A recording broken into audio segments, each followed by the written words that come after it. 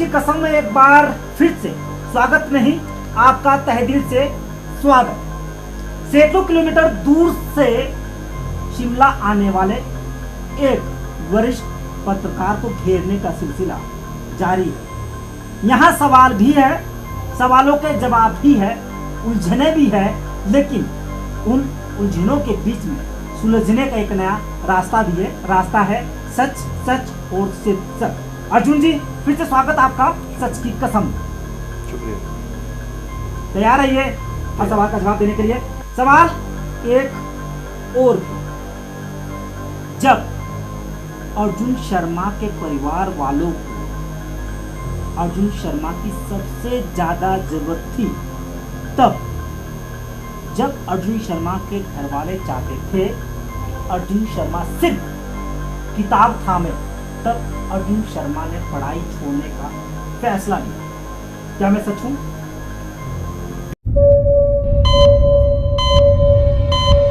इसमें थोड़ा सा आपको मैं कहना चाहूँगा, घर वालों ने किताब पकड़ाई रखने की कोशिश की, ऐसी बात तो है ही, लेकिन हालात ऐसे थे कि उस वक्त मुझे किताब बंद थी। फादर का एक्सीडेंट हो गया था। मैं 8वीं पास करके 9th में मैंने टेक्निकल एजुकेशन के लिए एडमिशन लिया था दयानंद टेक्निकल स्कूल में। तो बट जब फादर का एक्सीडेंट हुआ तो जो भी था घर का, सब डॉक्टर साहब जो थे वो सारा कुछ टूट के लगे। डॉक्टरों से वैसे मुझे सबसे ज़्यादा बात की। तो उसके बाद मेरे सामने ऐसे हालात बने कि मुझे घर के बोझ उठाना था। मदर फादर थे, छोटे भाई बहन थे, तो मैं घर में बड़ा था, तो मेरी ही ड्यूटी बनती थी। सो मैंने उस दौर में अपना कैरियर, आप कह सकते हैं, एक रिक्शा पुलर के तौर पर, एक रिक्शा चालक के तौर पर। चलिए,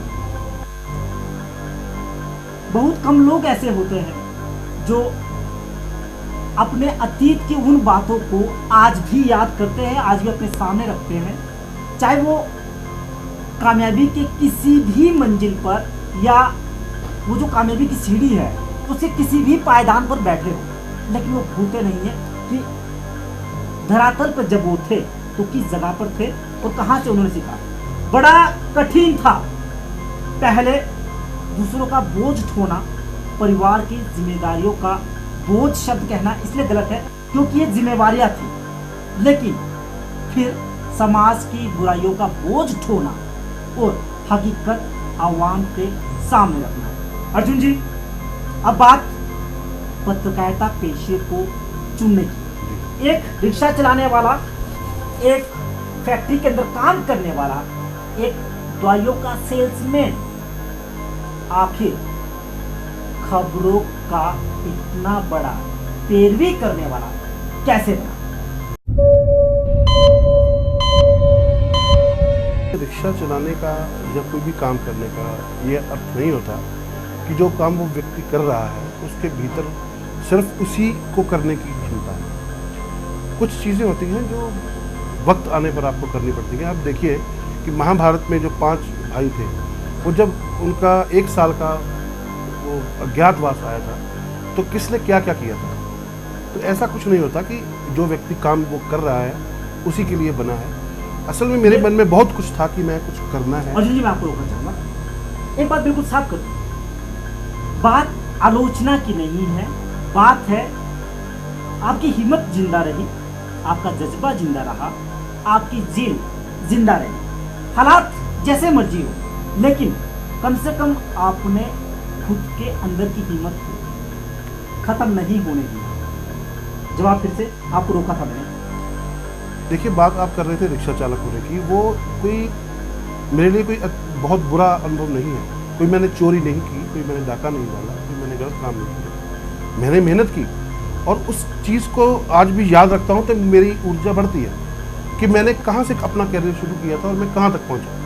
उसके लिए मैंने जो मेहनत की, जो समाज से सपोर्ट मिला, जो दोस्तों से सपोर्ट मिला, जो रोकने वालों ने मुझे रोकना चाहा और वो रास्ते नहीं बने और वो सब कुछ हुआ, वो सब मुझे ऊर्जा देती हैं चीज़ें।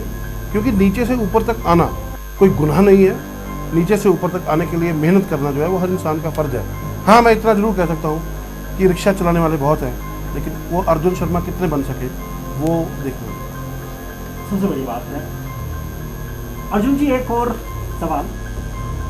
वैसे आपके ज़्यादा दोस्त नहीं हैं, लेकिन जो दोस्त हैं वो आप साथ खड़े होते दिखते नहीं हैं, उनका असर आप पर देखा जा सकता है।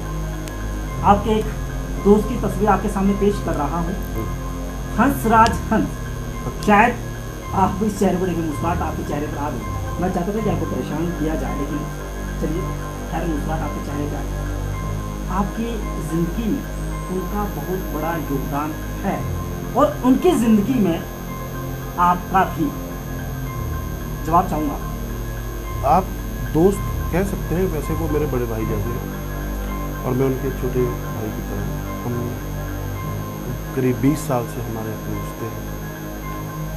उनका अपना प्रोफेशन है, मेरा अपना प्रोफेशन है, लेकिन जब कभी मुझे अपने प्रोफेशन में उनकी हेल्प की ज़रूरत पड़ी, जैसे दैनिक जागरण में जब मैं वहाँ बतौर विशेष संवाददाता गया, तो मुझे कहा गया कि हंसराज हंस को दैनिक जागरण परिवार का हिस्सा बनाया गया। तो मैंने अपने लिए वो रिक्वेस्ट की।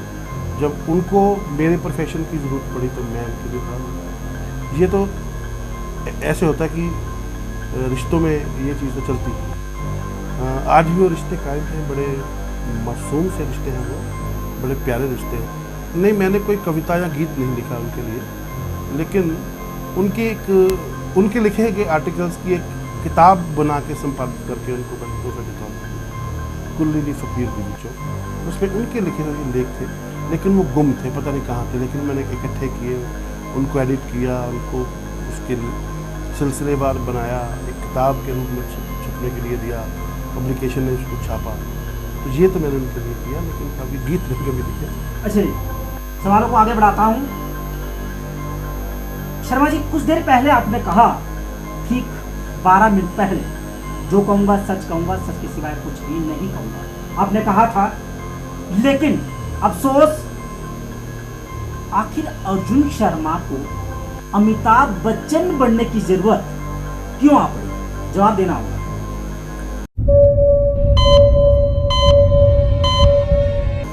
वो मेरी ज़िंदगी का एक हसीन झूठ है जो मैं आप सबके सामने कबूल करता हूँ। मैं शिमला में था, तो उन दिनों की बात है जब